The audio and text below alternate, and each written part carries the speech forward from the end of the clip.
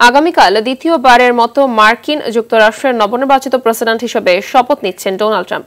ক্ষমতা গ্রহণের প্রথম দিনই যুক্তরাষ্ট্রের কেন্দ্রীয় সরকারের অভিবাসন আইনের বিরুদ্ধে পদক্ষেপ নেওয়ার ঘোষণা দিয়েছেন তিনি। রীতি অনুযায়ী যুক্তরাষ্ট্রের প্রেসিডেন্ট শপথ গ্রহণ অনুষ্ঠান খোলা স্থানে হয়ে থাকে, কিন্তু এবার ওয়াশিংটনে তীব্র ঠান্ডার পূর্বাভাস থাকায় কংগ্রেস ভবনের ভেতরে শপথ গ্রহণ অনুষ্ঠিত হবে। এদিকে ডোনাল্ড ট্রাম্পের অভিষেকের প্রতিবাদ জানাতে দেশটির রাজধানী ওয়াশিংটন ডিসিতে হাজারো মানুষ বিক্ষোভ করেছেন। বিক্ষোভে নারী অধিকার, জাতিগত ন্যায়বিচার সহ বিভিন্ন বিষয়ে সোচ্চার গোষ্ঠীর কর্মীরা রয়েছেন।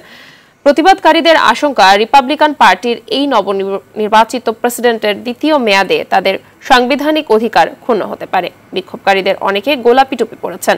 2017 সালে প্রথম মেয়াদে ট্রাম্পের ক্ষমতা গ্রহণের সময় এই রঙের টুপি পরে বিপুল সংখ্যক মানুষ বিক্ষোভ করেছিলেন।